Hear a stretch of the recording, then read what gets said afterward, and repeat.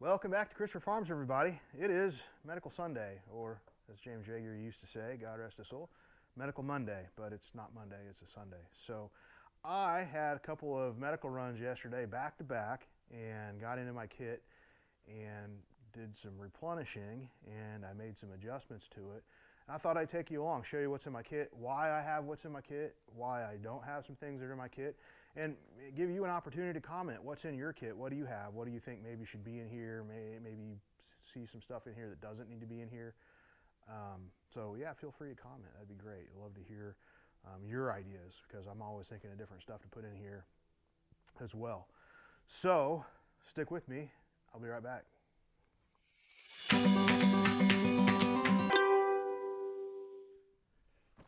All right, lots of medical stuff scattered around because I got like 4 things going on.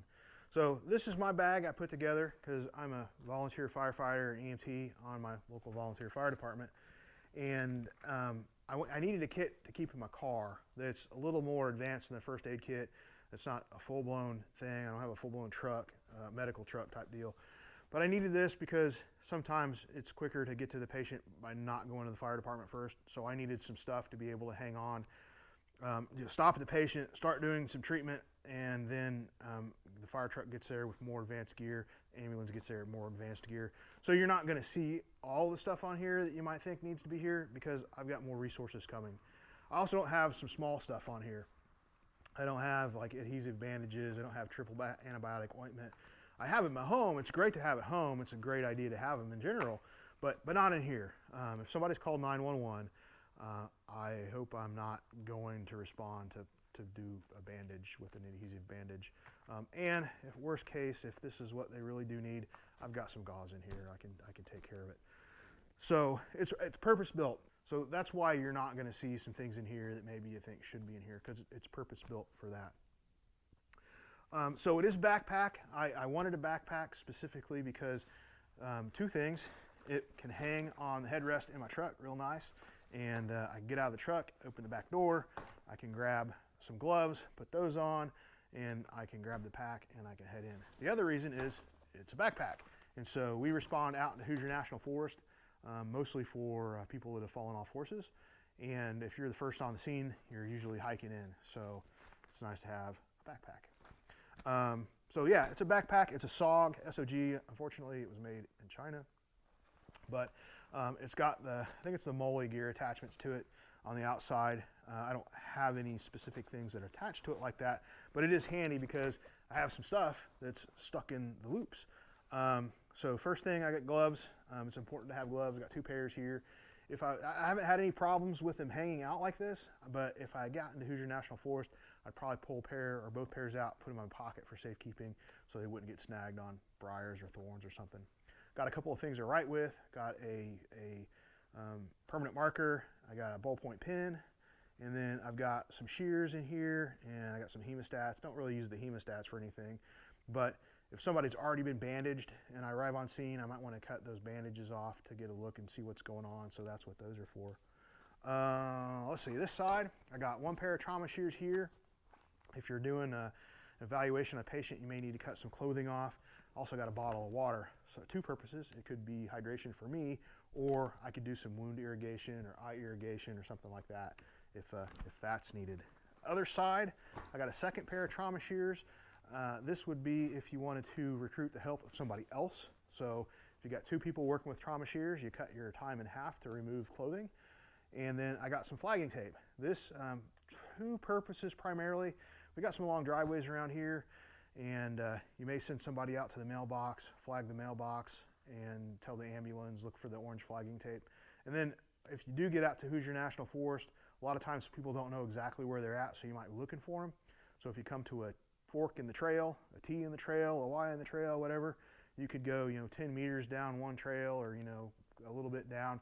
You could put the flagging tape, and then if you're radioing directions into the next people coming in, you could say go to the T and go the direction of the flagging tape, or go opposite the direction of the flagging tape.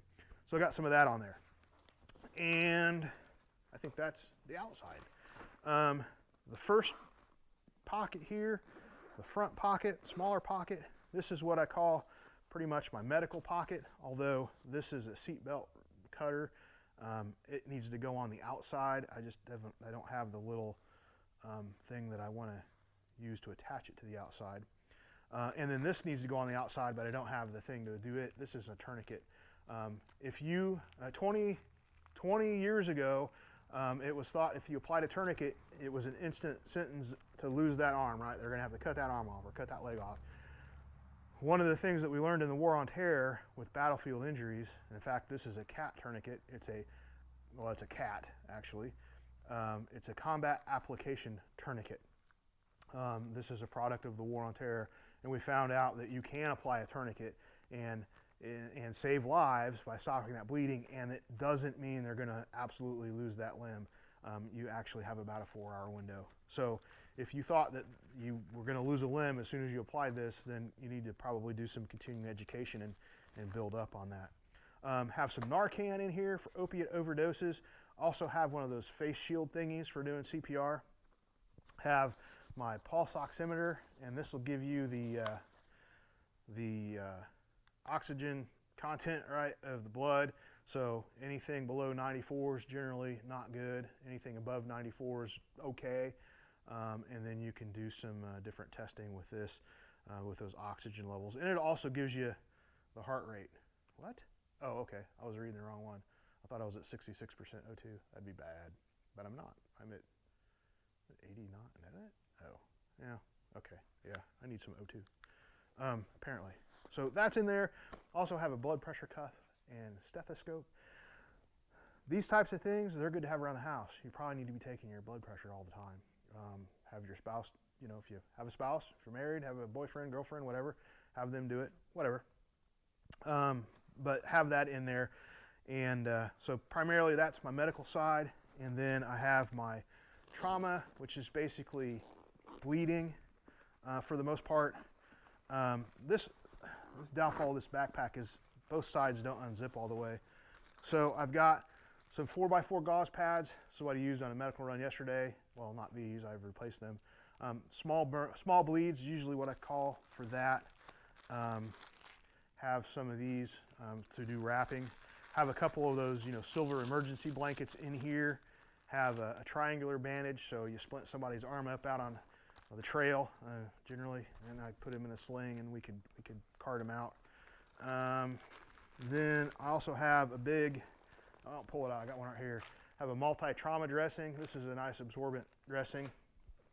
And then I have my my large bleed kit, and I made this up myself with a food saver bag and some of the other stuff I have around. So I'm going to do a different video on this and show you how I did it and tell you what's in my large bleed kit, but that's later because I'm about to run out of battery. So have that, and then that's it. So that's my kit.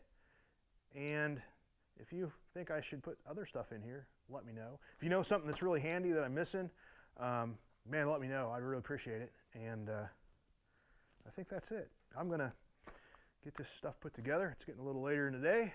I need to get some more projects done. But thanks for riding along. See you guys later.